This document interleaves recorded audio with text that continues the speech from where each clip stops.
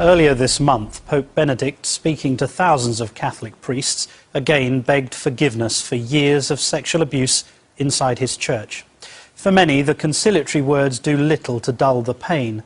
And of all the victim accounts, this one may be unmatched in its sordid detail and close connection to the Church's highest ranks, as our chief investigative correspondent Brian Ross now reports. Until he was 17 years old, Raul Gonzalez thought the reason his father was never at home was because he worked for the CIA or some big oil company. My dad told my mom that he was a CIA agent. But it turned out the man Gonzalez calls his father worked for another organization no less secretive than the CIA, the Roman Catholic Church.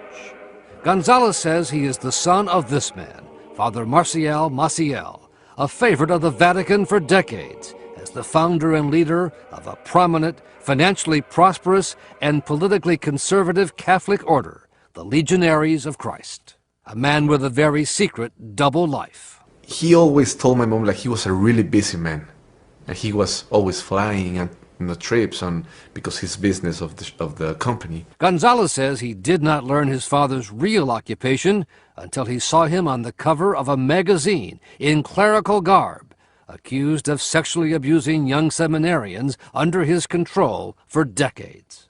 I want justice for all the victims of sexual abuse. Today, lawyers for Gonzalez filed suit against the Legionaries of Christ, alleging he too was a victim of sexual abuse at the hands of his own father, who died 2 years ago. Is one of the many kids and others abused and deceived by Maciel. It was a deception worthy of the CIA. For 17 years, Gonzalez says he never saw the man he called father in clerical garb. This was Marcial on a trip to the beach in Colombia. Here in shorts on a hike in Colombia with Gonzalez's half-brother Omar. It was on this trip, Gonzalez says, that the sexual abuse began. I was sleeping with him like a normal child that sleeps with his dad at 7 years old. It was this abuse happened in the early morning. In his first television interview, provided to Nightline by investigative reporter Jason Berry, Gonzalez told how his father groomed him and his half-brother for sexual abuse. He always told us that have to kiss him because that's the way we were going to learn how to kiss a girl when we grew up. It happened again when Gonzalez says his father arranged to meet him in London. The emotion still raw some 20 years later. I saw my dad. He took me on a walk. He said,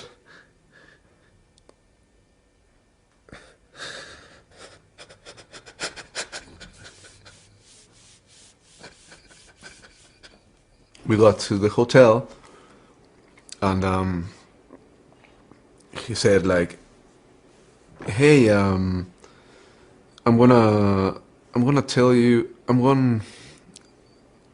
take down your pants." Okay, took down my pants, and then he said he took down his pants. All the while, Maciel was growing in prominence inside the Catholic Church. His Legionaries of Christ order spread around the world, providing the Church with hundreds of future priests. Maciel reportedly became close to Pope John Paul II, and Gonzalez provided this picture of him as a young man after a private mass celebrated by Pope John Paul II. I shaked his hand and I kissed his ring. I think this gives even more graphic proof of what a pathological creature Maciel was. But more than that, I think it really underscores how much the Vatican has been covering up. But Gonzalez says even after he realized who his father was from the magazine article, and that there were others who claimed to have been sexually abused, he never confronted his father.